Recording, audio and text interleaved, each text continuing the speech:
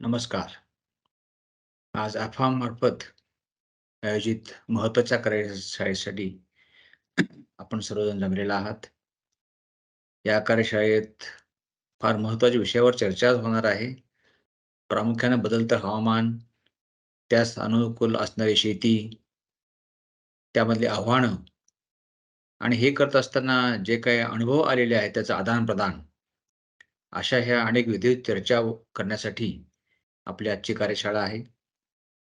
यामध्ये नानाजी देशमुख कृषी संजीवनी प्रकल्प हा एक कृषी विभागाचा जागतिक सोबत असलेला महत्त्वाचा प्रकल्प जो आहे, या प्रकल्पाच्या माध्यमातून राज्यातील ज्या काही अनेक गावामध्ये कामं झालेली आहेत, त्या कामाच्या अनुषंगानं जे अनुभव आलेले आहेत, अनुभव शेअर करणं, त्यांचं आदान-प्रदान करणं, यासाठी म्हणून मी आपणासमोर काही महत्त्वाचे मुद्दे आणि अनुभव शेअर करत आहे.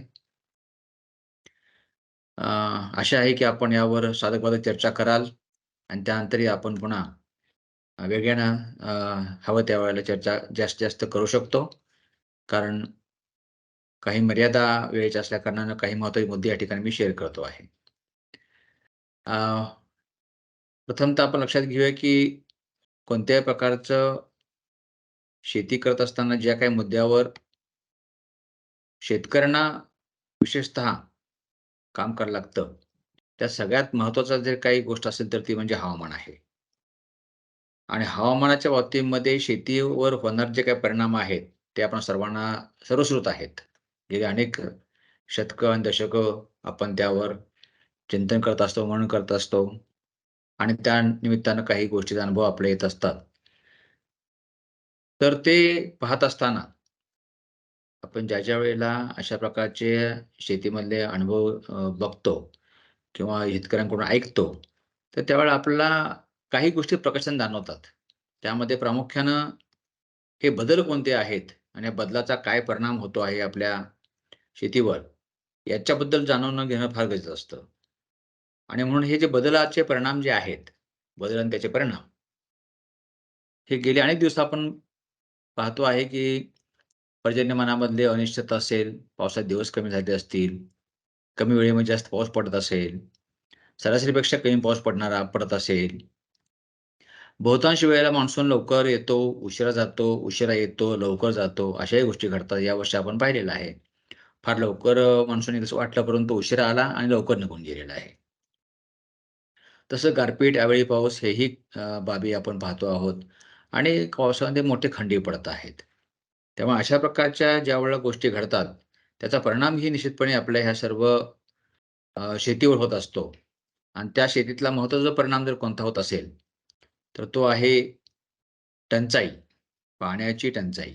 अत्यंत महत्त्वाचा परिणाम जो आहे, तो पाण्याची टंचाई या ठिकाणी जाणवते आपल्याला. आणि मग ती पिण्यासाठी पाणी टंचाई असेल, जनावरांसाठी असेल, पिकांसाठी असेल. साहजिकच आहे, की उत्पादनामध्ये परिणाम होतो.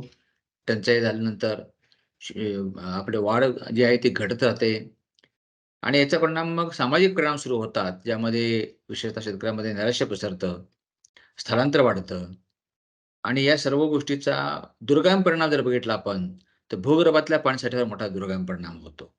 त्यामुळे अशा प्रकारच्या अनेक गोष्टी आपण या ठिकाणी जर पाहिल्या, तर ते परिणाम आपल्याला ह्या ठिकाणी दिसून येत असतात आणि मग या सगळ्यासाठी म्हणून शासन म्हणून काही प्रयत्न होत असतातच. तसे आपण काही प्रयत्न जर पाहिले, तर आपल्या राज्यानं गेल्या काही वर्षांमध्ये हवामान बदलाच्या दृष्टिकोनातून काही महत्त्वाचा अभ्यास केलेला आहे आणि त्यावर काही उपाययोजनाही सुरू केलेल्या आहेत. आणि यासाठी म्हणून आपण जो राष्ट्रीय आराखडा आहे, म्हणजे हवामान बदलाचा आराखडा ज्यावेळेला सुरू होतो, त्यावेळेला आपण आंतरराष्ट्रीय विचार करतो. आंतरराष्ट्रीय स्तरावरून राष्ट्रीय स्तरावर त्या काही महत्त्वाचे कमिटमेंट्स असतात किंवा बंधनं असतात आणि त्यानंतर आपण राज्यावर पुन्हा येत असतो. त्यामुळं राष्ट्रीय धोरणाच्या अनुषंगानं आणि त्याला अनुसरून आपल्या राज्याने देखील धोरण तयार केलेलं आहे आणि त्या धोरणामध्ये पुढच्या काही वर्षांमध्ये होणारे बदल याचं जे काही भाकीत केलेलं आहे, त्या अनुषंगाने आपण कशी तयारी व्हायला पाहिजे आहे, यासाठी आराखडा तयार केलेला आहे. जो आराखडा आता 2014 साली आपण स्वीकारलेला आहे आणि आताही त्या आराखड्यावरचं पुन्हा सुधारित आवृत्ती निघत आहे. कारण त्यावर पुन्हा नवीन अभ्यास येतो आहे पुढे आणि नवीन संशोधन होत आहे आणि त्यामुळे आता हा आराखडा पुन्हा आता बदलत आहे. परंतु गाभा तोच आहे, की हवामानाबद्दलचं होणारं जे काही हवामान अनुमान आहे, त्याला संवेदनशीलता कशी असणार आहे राज्यातील अनेक जिल्ह्यांची विशेषतः आणि त्या जिल्ह्यामधील लोकांची त्या हवामानास जुळवून घेण्याची क्षमता कशी असणार आहे, अडॅप्टिव्ह कॅपॅसिटी म्हणू आपण त्याला. तर ह्या सगळ्या गोष्टीचा विचार त्या बदलाच्या आराखड्यामध्ये निश्चितपणे असणार आहे. आणि मग हे धोरण जे स्वीकारलेलं आहे, ह्या धोरणाच्या अनुषंगानं आपल्याला राज्यामध्ये हा जो प्रकल्प आहे, नानाजी देशमुख कृषी प्रकल्प, हा प्रकल्प ह्या धोरणाचा एक भाग आहे, की जेणेकरून आपल्याला यावर काही शेतकऱ्यांसाठी त्या बदलाला सामोरं जाण्यासाठी काही काम करता येईल का? आणि म्हणून धोरण ज्यावेळेला ठरवतो आपण, त्यावेळेला एक ध्येय ठरवतो आणि त्या ध्येयाचं प्रमुख आपण ध्येय कोणतं असेल आपल्या सध्याच्या ह्या बदलत्या हवामानामुळे, निर्माण झालेल्या परिस्थितीमध्ये, तर ते असं आहे की शेतकऱ्यांना हवामान बदलामुळे उद्भवलेल्या परिस्थितीशी जुळवून घेण्यास सक्षम करणे आणि शेती व्यवसाय किफायतशीर करण्यास सहाय्य करणे. म्हणजे सक्षम करणे आणि सहाय्य करणे हे आपलं ध्येय आहे आणि ते ध्येय शासनाचं ध्येय आहे आणि साहजिकच आहे की शासनाबरोबर काम करणाऱ्या अनेक संस्था, अनेक यंत्रणा या सर्वांचं हे ध्येय असं असणं अपेक्षित आहे. आपण सर्वजण या ठिकाणी आज आहात. आज आपण अनेक भागामध्ये राज्याच्या काम करत आहात. मग तो भाग पश्चिम महाराष्ट्र असेल, कोकण असेल, विदर्भ असेल, मराठवाडा असेल, कानाकोपऱ्यामध्ये आपण काम करत आहात. साहजिकच आहे, आपल्या सर्वांना देखील ध्येय अशा प्रकारचं असेल, तर आपणास या बदलत्या हवामानामध्ये शेतकऱ्यांना सक्षम करण्यासाठी आपण पुढे जाऊ शकतो. त्यामुळे हे सक्षम करणे आणि सहाय्य करणे यातलं महत्त्वाची गोष्ट आहे. आता हे नेमकं करायचं कसं आहे? यासाठी आपल्याला काय असणं अपेक्षित आहे? काय धोरण कसं असावं आपलं पुढचं धोरण? कार्यपद्धती कशी असली पाहिजे आपल्याला? तर मी यात जे मांडतो आहे, हे 2 प्रकारच्या विषयावर आदान-प्रदान करतोय मी आपल्याशी. एक आहे की शासन म्हणून केलेले आमचे जे काही प्रयत्न आहेत, तो अप्रोच कसा होता? ती कार्यपद्धती कशी होती? आणि दुसरं आहे की हे करत असताना आम्ही कोणते तंत्रज्ञान आम्हाला वापरावे लागले आणि त्याचा कोणता आपल्याला फायदा दिसून आला? ह्या 2 भागात आपण चर्चा करूया. साहजिकच आहे की हे जे काही शासनाच्या पातळीवर राबवलेलं धोरण असेल आणि त्याच्यामध्ये कार्यपद्धती असेल, अशा प्रकारची कार्यपद्धती आपण देखील अशा काही संस्था असून सुद्धा आपल्या निश्चितपणे भागामध्ये हे अशा प्रकारचं काम करू शकता. मग ते काम मोठ्या स्वरूपात असेल, छोट्या स्वरूपात असेल. परंतु तत्त्व हे आपण पाळू शकतो. या तत्त्वानं आपण काम करू शकतो. म्हणजे महत्त्वाचं काय आहे, की गाव हा घटक मांडणे आहे. बहुतांश ठिकाणी आपण हे असं करत असता, की गाव घटक म्हणूनच आपण आपली कोणत्याही प्रकल्पाची उभारणी करत असता. त्यामुळे गाव घटक म्हणून आपण या ठिकाणी लोकसहभागी नियोजन हे तर आपली स्ट्रेंथ आहे. तुम्ही सर्वजण या ठिकाणी आलात ते लोकसहभागातून आलेला आहात. लोकसहभागाची स्ट्रेंथ ओळखून तुम्ही आलेला आहात. त्यामुळं साहजिकच आहे, यामध्ये तुम्हाला सोपं जाईल काम करणं. विकेंद्रित निर्णय प्रक्रिया. इथे फार महत्त्वाची गोष्ट या ठिकाणी मी सांगतो आहे, की ग्रामपंचायत किंवा पंचायत राज इन्स्टिट्यूशन्स, पंचायत राज व्यवस्था ही जी आहे, ही व्यवस्था आपल्या घटनेनं तिला एक वेगळं महत्त्व दिलेलं आहे आणि त्या व्यवस्थेला बळकट करत, त्या व्यवस्थेशी समजावून घेत, व्यवस्थेला आणखी सक्षम करत, जर आपण कोणती निर्णय प्रक्रिया राबवली, तर ती निर्णय प्रक्रिया शाश्वत विकासासाठी फार महत्त्वाची आहे आणि म्हणून पंचायत राज व्यवस्थेशी निगडीत आणि जुळवून घेऊन एखादी कार्यपद्धती आपण अवलंबली, त्याचं यश दिसतं आहे, हा आमचा अनुभव या ठिकाणी पाहायला आलेला आहे मला. तर या प्रकल्पाच्या मूळ जो गाभा आहे, तिथे ग्रामपंचायतीच्या लेव्हलला आपण एक उपसमिती तयार केलेली आहे आणि उपसमितीचं नाव आपण जरी ग्राम कृषी समिती हे आता आहे. तर या उपसमितीचंच रूपांतर सर्व राज्यभरामधल्या सर्व ग्रामपंचायतीमध्ये राज्य शासनाने केलेलं आहे. ते म्हणजे ग्राम कृषी विकास समिती या नावाने केलेलं आहे. त्यामुळे ही उपसमितीची रचना ही प्रकल्पापुरतीच मर्यादित न राहता आता कृषीच्या सर्व प्रकारच्या धोरणामध्ये त्यात आलेली आहे. त्यामुळे आपण यावर काम करणं अपेक्षित आहे. आपल्याला या ग्रामपंचायत किंवा पंचायत राज व्यवस्थेबरोबर काम जर करता आलं आपल्याला, साहजिकच आहे की चांगला फायदा आपल्याला दिसून येईल. या समितीमध्ये साहजिकच आहे, की आपल्याला इथं पुन्हा एकदा महिलांचं प्रतिनिधित्व चांगलं असलं पाहिजे, अनुसूचित जातीमध्ये प्रतिनिधित्व चांगलं असलं पाहिजे आहे. जे घटक आपल्या समाजामधले आहेत वंचित त्यांचे प्रतिनिधित्व या ठिकाणी असणं अपेक्षित आहे. हे करत असताना तांत्रिक गाभा जो आहे या पूर्ण प्रकल्पाचा आणि एकूणच आपल्याला काम करत असताना कोणत्याही योजनेचा, तो तांत्रिक गाभा शेतीविषयक असतो आणि त्यामुळे शेती विभागाच्या जे काही अधिकारी-पदाधिकारी आहेत, या सगळ्यांच्या मदतीनं आपल्याला हा आराखडा तयार करणं सोपं होऊन जाईल आणि तो तांत्रिक बाजू ज्याची जी आहे ती समजावून घेणं सोपं होऊन जाणार आहे. म्हणून या ठिकाणी आपल्याला अशा प्रकारचा आराखडा बनवण्याची गरज आहे, की जी बदलत्या हवामानामध्ये शेती करायला शेतकऱ्यांना उपयोगी पडेल आणि तो गुंतवणूक चांगली होईल. कारण शेवटी प्रत्येक शेतकरी हा गुंतवणूक करतो आहे. स्वतःच्या शेतीमध्ये जो दरवर्षी काही रुपये तो टाकतो, ती शेतीमध्ये गुंतवणूक असते. मग ही गुंतवणूक आपल्या बदलत्या हवामानामध्ये त्याला उपयोगी पडावी, अशी असली पाहिजे आहे. यासाठी प्रकल्पाचं आणि आपल्या एकूणच कृषी विभागाचं त्याला सहाय्य आहे सध्या. तसंच आपण देखील ज्यावेळेला विचार करतो त्यावेळेला अशाच प्रकारे विचार केला पाहिजे आहे, जेणेकरून आपली जी गुंतवणूक आहे शेतकऱ्याची आहे, ती उपयोगी पडणार आहे.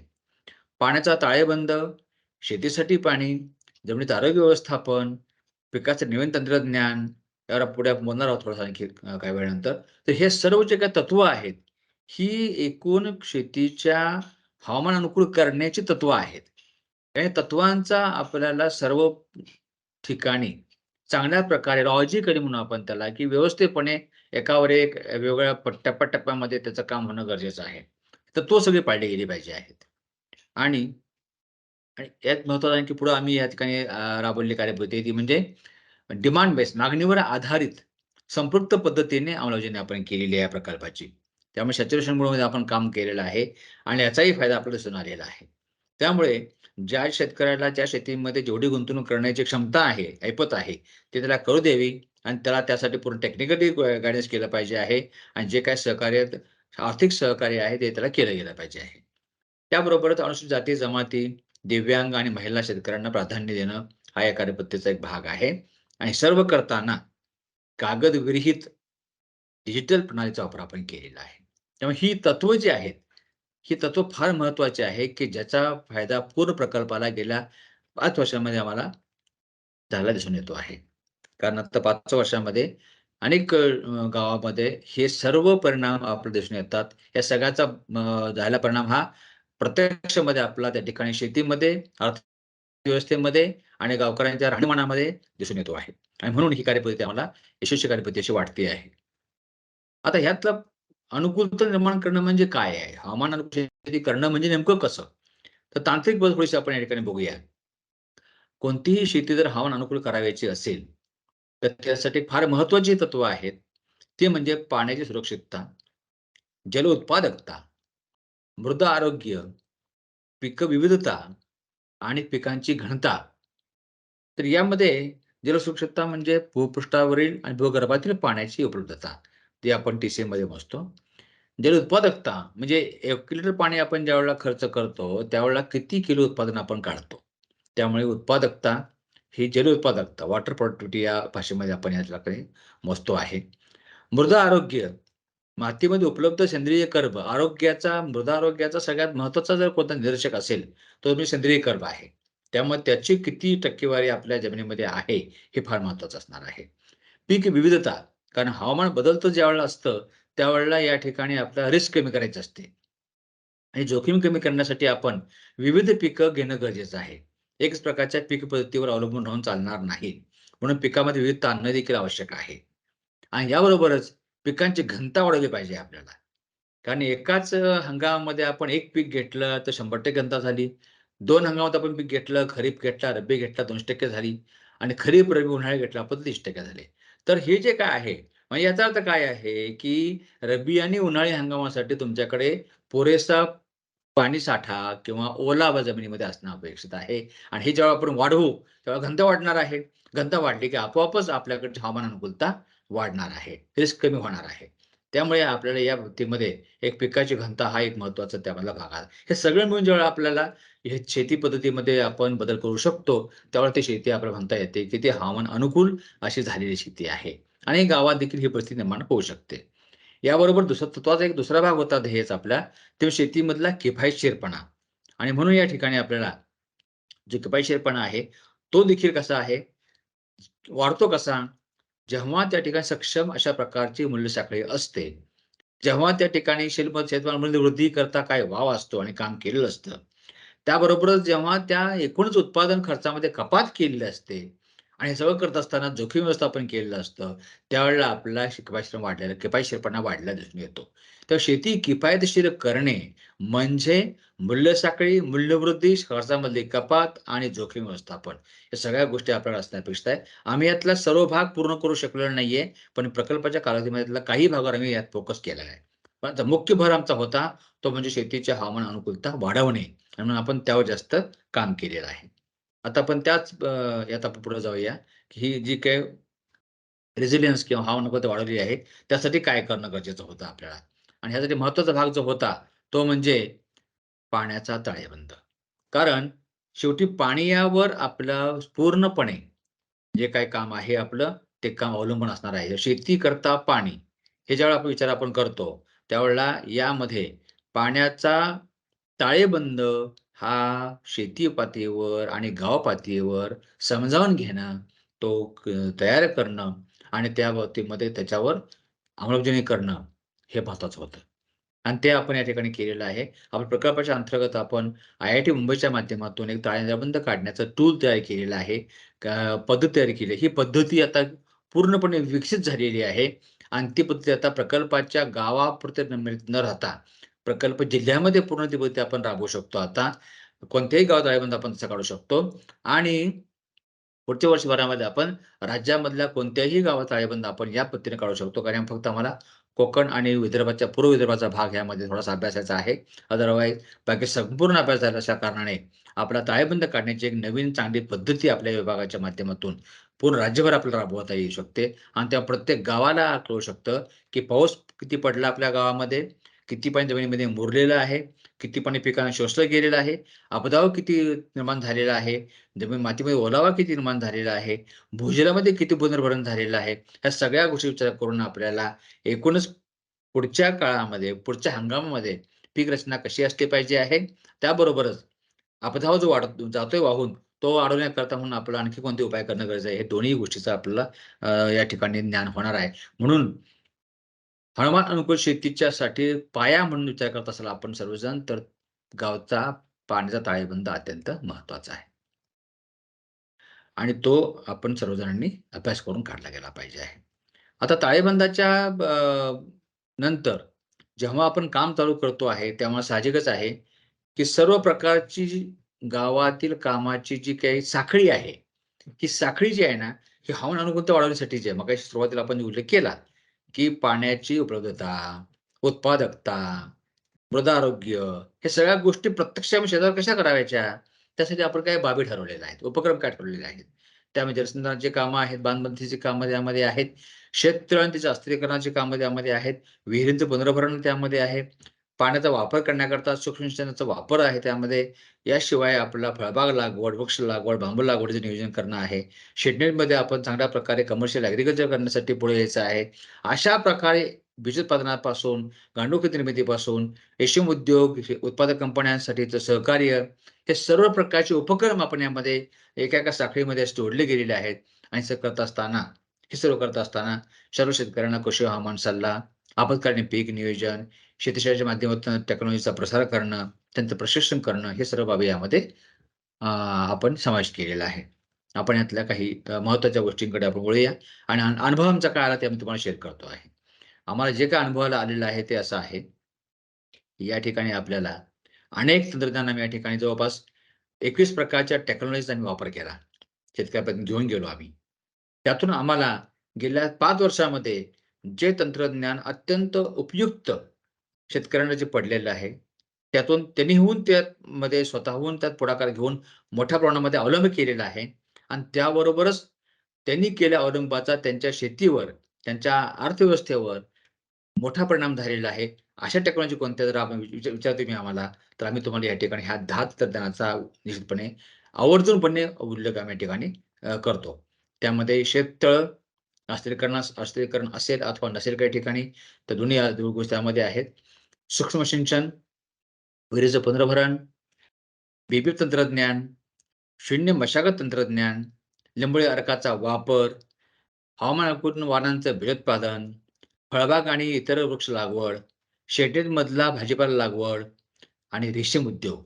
ह्या 10 तंत्रज्ञानाचा, 10 कार्यपद्धती, शेती पद्धतीचा प्रचंड मोठा परिणाम या शेतकऱ्यांच्या माध्यमातून झालेला आहे आणि अनेक गावं म्हणजे हजारो गावं आज या ठिकाणी पुढे आलेली आहेत. कारण 5,000 गावामध्ये आपण हा कार्यक्रम राबवला. या गावामध्ये या सर्व महत्त्वाच्या तंत्रज्ञानाचा वापर चांगला झाल्या कारणाने आम्हाला या ठिकाणी सर्वात महत्त्वाचे तंत्रज्ञान हे दिसून येत आहेत. आपण त्यात थोडंसं विस्ताराने मी या ठिकाणी सांगेन नेमक्यातला कुठं काय बदल झालेला आहे आणि काय आहे ते आपल्याला सांगता येऊ शकतं.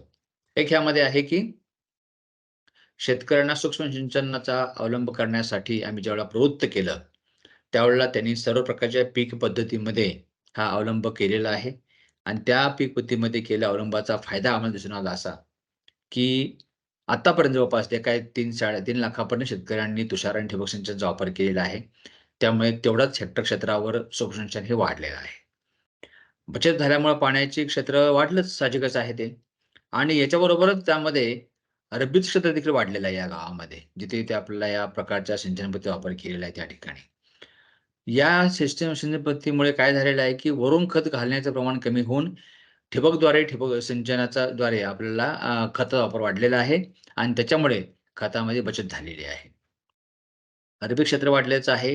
खत वापर वाढलेला वापरामध्ये बचत झालेली आहे आणि ह्या सगळ्या परिणाम म्हणून आपल्याला एकूण उत्पादन खर्च कमी करत उत्पादनामध्ये वाढ झालेली आहे आणि त्याचा थेट परिणाम आपल्या शेतीच्या उपजीविकेवर शेतकऱ्यांच्या झालेला आहे. त्यामुळे सिंचनाचा वापर करताना जो काही कार्यक्षमता आणायची आपल्याला आहे, ती सर्वदूरपणे सर्वांनी केली पाहिजे. कारण आपल्याला सर्वांना माहिती आहे, की पाणी आपलं हे लिमिटेड आहे. त्यामुळे त्याचा आपल्याला मर्यादित पाण्याचा वापर करण्याकरता याशिवाय पर्याय नाहीये. तसंच आपण ज्यावेळेला या नंतरच्या पाहतो आपण, की जिथे आपल्याला मर्यादित पाणी आहे, ओलावा जमीन टिकला गेला पाहिजे आहे. हे करत असतानाच आपल्याकडे असं हवामान बदलतं आहे, की कधी त्यामध्ये खंड पडतो पावसामध्ये, तर कधी अतिवृष्टी होते आहे. आणि ह्या दोन्हीही पद्धतीला उपयुक्त असं तंत्रज्ञान आम्ही शोधत ज्यावेळेला होतो, त्यावेळेला आपलं संशोधन जे झालेलं असतं, त्यातलं एक महत्त्वाचं तंत्रज्ञान म्हणजे ब्रॉड बेड फॉर टेक्नॉलॉजी, रुंद वाफावरचं तंत्रज्ञान. हे तंत्रज्ञान म्हणजे पाण्याचा ताण असेल अथवा अतिपाऊस असेल, दोन्हीही परिस्थितीमध्ये उपयुक्त झालेलं तंत्रज्ञान आहे आणि त्याचा वापर आपल्याला चांगल्या प्रकारे दिसून आलेला आहे. यामुळं 15% ते 20% बियाण्याची बचत झाली जशी आहे, उत्पादनामध्ये देखील वाढ झालेली आहे. पण महत्त्वाची गोष्ट काय झाली असेल, तर पावसाच्या दीर्घखंडाच्या वेळी मुरलेल्या पाण्यामुळे ओलावा टिकून राहिलेला आहे आणि अतिरिक्त पाऊस झाल्यावर पाणी निघून गेलेलं आहे. जमिनीची धूपही कमी झालेली आहे. आंतरमशागतीची कामं करणं सोपं झालेलं आहे. उत्पादन खतामध्ये बचत झालेली आहे. पिकामध्ये हवा केलेल्या कारणाने पिकांची वाढ झालेली आहे. बऱ्याच ठिकाणी सोयाबीनमध्ये फवारणी करणं शक्य लोकांना होत नव्हतं. जेव्हा त्यांनी हे बी-पेपर सोयाबीन घ्यायला सुरू केलं, त्यावेळेला फवारणी करणं शक्य होऊ लागलेलं आहे. रोकडीचा प्रादुर्भाव कमी झालेला आहे आणि त्याच गादी वाफ्यावर मशागत न करता पुढचं पीक घेणं सोयीचं झालेलं आहे. इतके फायदे आपल्या ह्या वेगवेगळ्या तंत्रज्ञानामुळे झालेले आहेत. तशाच प्रकारे आणखी एक नवीन तंत्रज्ञान म्हणजे आम्ही म्हणू, की जर या प्रकल्पानं राज्याला कोणतं तंत्रज्ञान दिलं असं एखादं म्हटलं, अगदी नवीन दिलं कोणतं? जे आता पाहिलं आपण ते संशोधन झालं होतं अगोदर बी-बी-एफचं. पण हे मात्र तंत्रज्ञान नवीन पद्धतीने आम्ही देऊ शकलो आहे. यासाठी भरपूर काम केलं आपण. 3 वर्ष आपण यामध्ये मोठ्या प्रमाणामध्ये शेतीशाळेच्या माध्यमातून ट्रायल घेतल्या आणि शून्य मशागत तंत्रज्ञान आपण ह्या राज्याला या प्रकल्पाच्या माध्यमातून देऊ केलेलं आहे. आणि म्हणून यामध्ये आपण सर्वांनी या तंत्राचा, या कार्यपद्धतीचा, शेतीची पद्धतीचा आपण खरोखर चांगला अभ्यास करावा. कारण सर्वांनी ह्या गोष्टीवर मुळातून वेगळाच करण्याची गरज निर्माण झालेली आहे. याचं कारण असं आहे, की जेव्हा आपण शेतीचे प्रश्न सोडवायला जात असतो, त्यावेळेला नेहमीच्या मार्गाने प्रश्न सुटत नाही. ज्यावेळेला कळतं, त्यावेळेला मार्ग बदलण्याशिवाय पर्याय नसतो आणि आपण हा मार्ग बदलला या ठिकाणी. की मुळातच आपण नांगराचा शोध जो होता, तो लागल्यापासून शेतीच्या मातीतील काही चांगले बदल झालेत का? काही चांगल्या गोष्टी झाल्यात का? हे पाहिलं असता शेतीच्या मातीची, जमिनीची प्रत ही दिवसेंदिवस खालावत चालल्याचं दिसून आलं. त्याला आणखी काही घटक कारणीभूत आहेत. पण मूळ तिथं जर सुरुवात झाली होती ती म्हणजे नांगरणीपासून. आणि म्हणून नांगरणीशिवाय आपला शेती करू शकतो का? यावरचं आतापर्यंत झालेलं सगळं संशोधन, आपल्या राज्यामध्ये झालेले प्रयोग, हे सर्व शेतकऱ्यांचे प्रयोग एकत्र आम्ही करून त्याचा अभ्यास केला आणि आपण ह्या कापूस पीक पद्धतीला, सोयाबीन, मका पीक पद्धतीमध्ये देखील आपल्याला मशागतीशिवाय ही पिकं चांगली येऊ शकतात का? याचा अभ्यास केला आणि 2018, 19, 20 ह्या 3 वर्ष अभ्यास केल्यानंतर आम्ही मागच्या 2 वर्षापासून या तंत्राचा व्यापक प्रसार सुरू केलेला आहे आणि त्याचा परिणाम आम्हाला फार चांगला दिसून येत आहे. आज आमच्याकडे जवळपास 2,500 च्या आसपास शेतकऱ्यांची अनुभव आहे त्यांचे, की ज्यांनी या ठिकाणी नांगरणी बंद केलेली आहे, मशागत थांबवलेली आहे. परंतु त्यांची पीक पद्धती आणि त्यांचं उत्पादन मात्र उत्कृष्टपणे यायला लागलेलं आहे. आणि यामध्ये छत्रपती संभाजीनगर जिल्ह्याचा मी आवर्जून उल्लेख करेल, की त्या जिल्ह्यामध्ये अनेक गावांमध्ये अशा प्रकारच्या पीक पद्धतीचा अवलंब सुरू झालेला आहे. आपण सर्व संस्थांना माझं आव्हान राहील, की आपण या सर्व लोकांचा संपर्क घ्यावा आणि त्या ठिकाणी आपण जाऊन ह्या शेतकऱ्यांची शेती बघावी आपण. कशाप्रकारे लोकं हे आनंदी आहेत आणि निश्चिंत आहेत आणि 1 एकर नाहीयेत, असे अनेक एकरावर शेती आहे. त्यामध्ये 2-2, 5-5, 10-10 एकरावर शेती असणारे शेतकरी आहेत. लहानही आहेत, मोठीही आहेत आणि काही गावामध्ये 100-100 एकरावर लोकांनी त्या नांगरणी बंद केलेली आहे, मशागत बंद केली, थांबवलेली आहे. म्हणजे शेतकऱ्यांनी त्या बैल विकण्यापर्यंत त्यांची मजल गेलेली आहे. म्हणून आपल्याला मशागत थांबवायचं तंत्रज्ञान जे काही आम्ही या ठिकाणी अभ्यास करून लोकांपर्यंत पोहोचवलेला आहे, त्याचा वापर आपल्याला जर वाढवला, तर आपले प्रश्न कोणते सुटतील, हे फायदे आपण बघितले आपल्या लक्षात येईल. अनेक फायदे या ठिकाणी आहेत. जमीन सुपीकता सर्वात महत्त्वाचा फायदा. कारण जमीन सुपीकता झाल्याशिवाय काहीही बाकीचा उपयोग होणार नाही आपल्याला माहिती आहे. त्यामुळं त्याच्यावर मोठा फायदा होतो आहे. जर पिकाच्या मुळाशी वायू आणि पाण्याचं प्रमाण योग्य दिसून येतं. पावसाचं पाणी भूगर्भात झिरपण्याचं प्रमाण वाढलेलं आहे. जे इतर ठिकाणी झिरपणं कमी झाल्या कारणानं पाणी वाहून जातं. भूगर्भातला जलस्तर घटत चाललेला आहे. इथे तशी परिस्थिती नाहीये.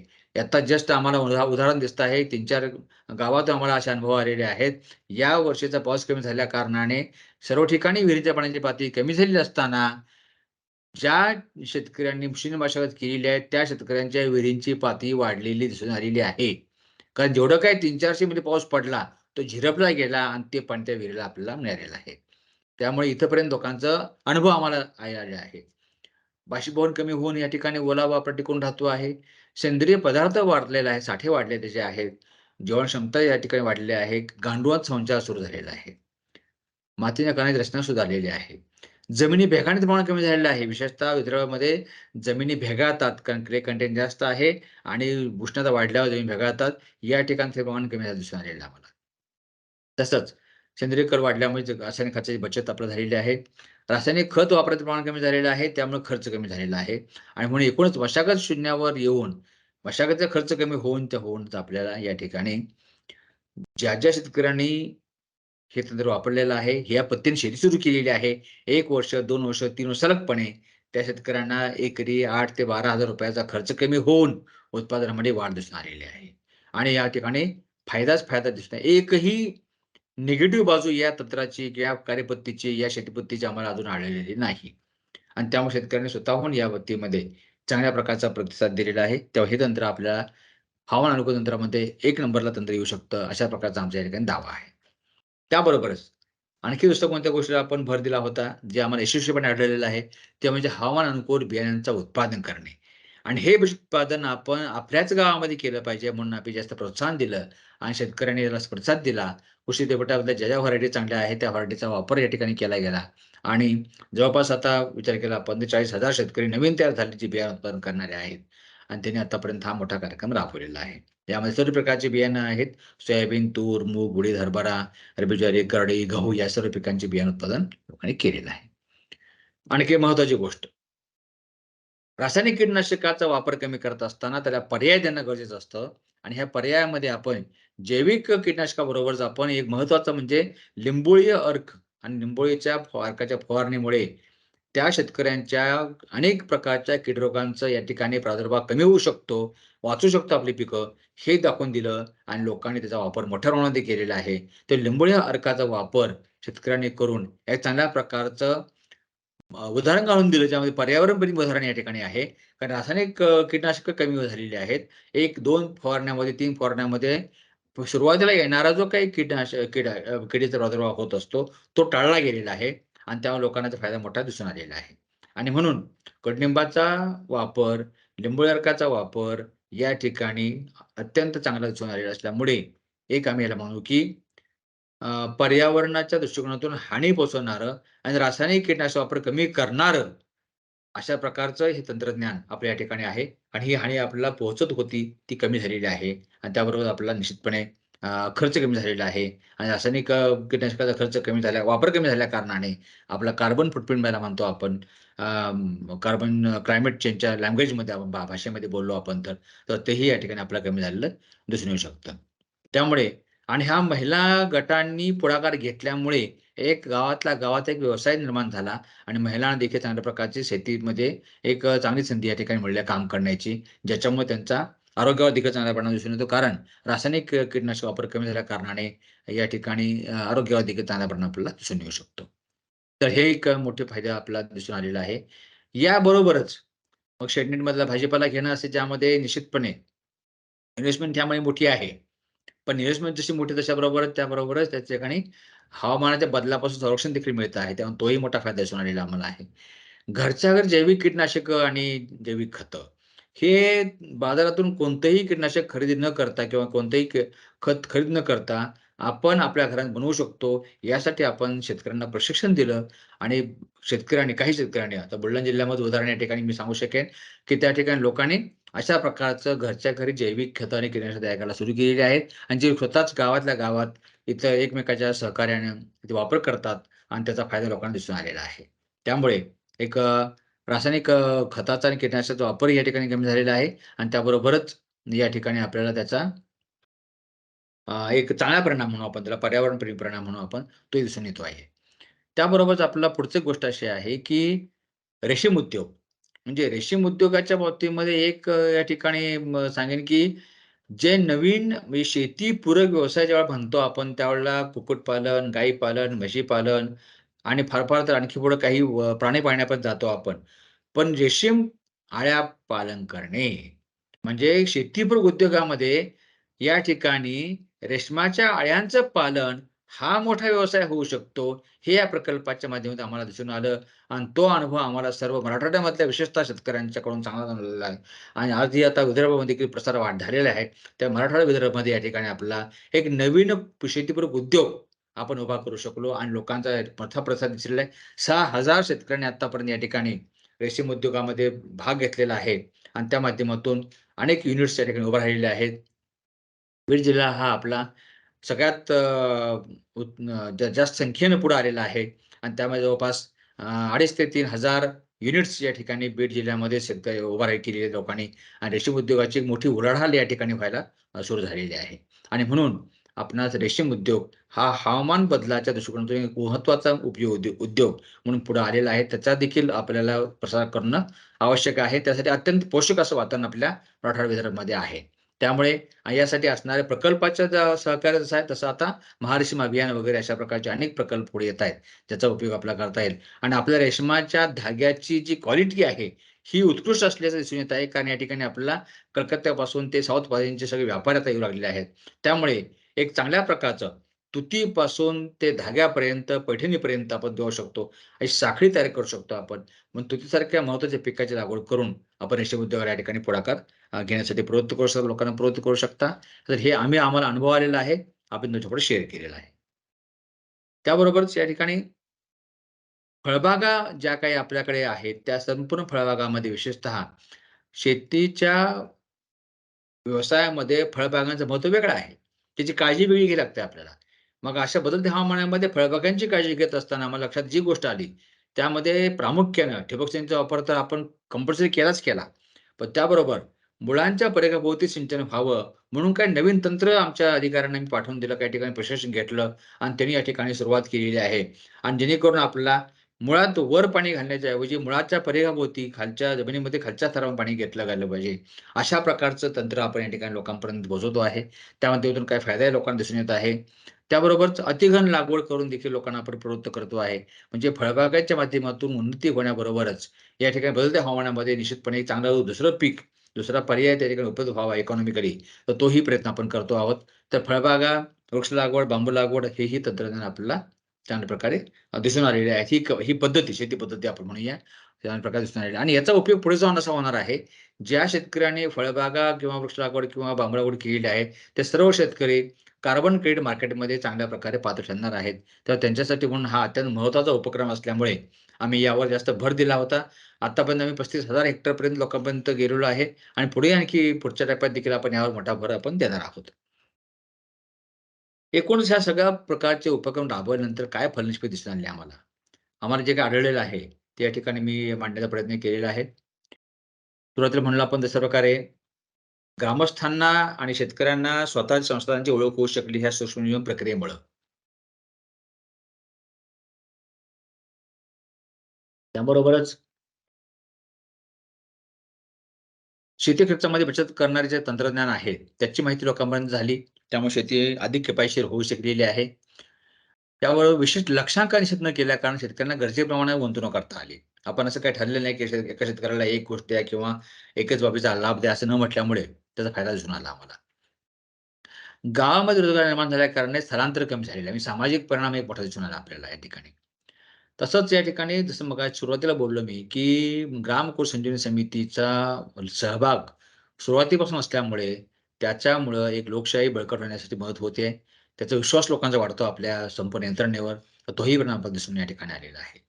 त्या ठिकाणी ग्रामपंचायती ह्या सक्षम झाल्या काही ठिकाणी निर्णय प्रक्रियेचा भाग वाढलेला आहे आणि शेतकऱ्यासाठी आपण काही करू शकतो, असा विश्वास लोकांच्या मनात निर्माण झालेला आहे. तसंच ग्राम कृषी विकास दर्शिका आम्ही तयार केलेली आहे, की जी रोजच्या रोज अपडेट होत असते. ज्यामध्ये त्या गावामध्ये कोणत्या प्रकारच्या योजना लागल्या, किती लाभ मिळाला, कोण लाभार्थी आहे, याची माहिती सर्व शेतकऱ्यांना नव्हे, आपण सर्वांना एका क्लिकमध्ये मिळू शकते. आपण ती वेबसाईटला आपण ठेवलेली आहे. हवामान बदलामुळे शेतीवर होणारे जे काही परिणाम आहे, ते ओळखता आपण येऊ शकलेले आहे लोकांपर्यंत. आपण त्यासाठी पोहोचलो. लोकांना ते कळलं, की काय-काय परिणाम त्यामध्ये होतात आणि त्याच्यावर उपाययोजना करायला देखील लोकांना मदत होऊ शकली. यासाठी शेतीशाळा हे माध्यम आम्हाला फार उपयोगी पडलेलं आहे. त्यामुळे शेतीशाळेच्या माध्यमातून आपण हे लोकांपर्यंत चांगल्या प्रकारे ठसवू शकलो किंवा हे परिणाम आहेत, त्यावर असे उपाय आहेत. याबरोबरच आम्ही कृषी हवामान सल्ला सेवा सुरू केली आणि त्यापासून आपल्याला लोकांचं पीक चं संरक्षण करण्यामध्ये, नैसर्गिक आपत्तीवर मात करण्यामध्ये लोकांना सांगणं, वेळेवर सांगणं हे शक्य झालेलं आहे. अजून त्यावर काय बदल करायची, अजून त्यावर सुधारणा करायची देखील गरज आहे. त्यावर काम चालू आहे. काय लर्निंग ह्यामध्ये आहेत? हे सगळं शेतीपद्धती राबवली आपण. गेली 5 वर्ष आपण काम केलं. लर्निंग कोणते-कोणते आहेत? विकेंद्रित निर्णय प्रक्रियेची गरज. पहिलं लर्निंग आमचं या ठिकाणी आहे. ही शिकवण आम्हाला मिळालेली आहे. पंचायत राज व्यवस्थेवर विश्वास निर्माण करण्याची गरज. बदलत्या हवामानाचा शेती आणि ग्राम अर्थकारणावरील परिणाम व त्याची व्याप्ती ही वाढलेली आहे आणि ती आम्हाला दिसून आलेली आहे. हे एक लर्निंग चांगलं झालेलं आहे. हवामान अनुकूल शाश्वत शेती पद्धतीमध्ये बहुविध पिकांची लागवड फार महत्त्वाची आहे, कारण रिस्क कमी करण्याची गरज आहे. डिजिटल माध्यम वापरण्याचे सर्व स्तरावरील शेतकरी आणि भौगोलिक स्तरामधले शेतकरी देखील पुढे येतात, तयार होतात, हे आम्हाला कळलेलं आहे. असा लोकांना समज होता, की डिजिटल तुम्हाला चालेल कसं हे? ह्या दुर्गम भागात लोक कशी येऊ शकतात? पण हे सर्व दुर्गम भागातील लोकं असू दे, जवळचे लोकं असू दे, तर कोणताही असू दे, सामाजिक अर्थावर कोणताही वर्ग असू दे, सर्वांनी याचा वापर केलेला आहे. त्यामुळे आम्हाला याची खात्री आहे, की डिजिटलायझेशन ही काही फार दूरची गोष्ट नाहीये. ऑनलाईन आणि कागदविरहित प्रणालीमुळे शेतकऱ्यांच्या वेळेमध्ये, पैशामध्ये बचत झालेली आहे. कारण कोणत्याही परिस्थितीमध्ये शेतकऱ्यांना कार्यालयाला जावं लागलं नाहीये. शेती विभागाच्या ऑफिसला जावं लागलं नाहीये. त्यामुळे तो एक मोठा बचतीचा भाग या ठिकाणी दिसून आलेला आहे. सामाजिक अंकेक्षण आम्ही सर्व ठिकाणी सुरू केलेलं आहे. त्यामुळं जे काही प्रकल्पातले लाभ आहेत, ते सर्वांच्या पर्यंत पोहोचवलेले आहेत. ती माहिती सर्वांना होऊ शकलेली आहे आणि त्यामुळे आमच्याकडे तक्रारीप्रमाणे फार फार कमी आहे. नगण्य तक्रारी या ठिकाणी आपल्याला दिसून येतील, एवढ्या मोठ्या प्रकल्पाच्या माध्यमातून विचार केला आपण तर. तसं शासकीय कारभारामध्ये पारदर्शकता आणि उत्तरदायित्व असल्यामुळे शेतकऱ्यांचा विश्वास वाढतो. ही एक मोठी आम्हाला शिकवण या ठिकाणी मिळालेली आहे आणि त्याचाही आपल्याला फायदा पुढच्या नियोजनामध्ये निश्चितपणे होतो आहे. आता टप्पा 2 येतो आहे. कारण ह्या प्रकल्पाचं पहिलं यश पाहिलं असता शासनाने निर्णय घेतलेला आहे आणि दुसरा टप्पा देखील या ठिकाणी त्यांनी मंजूर केलेला आहे. तर त्या टप्प्यामध्ये या प्रकल्पातलं जे काही आमचं लर्निंग आहे, त्याचा वापर आम्ही कसा करणार आहोत, या ठिकाणी मी मांडणी थोडक्यात केलेली आहे. एक म्हणजे कोणत्याही प्रकल्प नियोजन करताना हवामान संवेदनशीलता निर्देशांकाचा वापर केला पाहिजे, हे आम्हाला पक्कं कळलंय. आम्ही त्यावरच पुढे काम करतो आहोत. दुष्काळ सदृश्य परिस्थितीवर आम्ही सुरुवातीला काम सुरू केलं. परंतु प्रकल्पाच्या शेवटी-शेवटी मात्र आम्हाला गारपीट, अवेळी पाऊस, पूर इत्यादी देखील परिणाम दिसून आलेले आहेत. त्यामुळे आता त्याचा अभ्यास करून त्याच्यावरच उपायावर देखील पुन्हा काम करायची गरज आहे, हे आम्हाला दिसून येत आहे.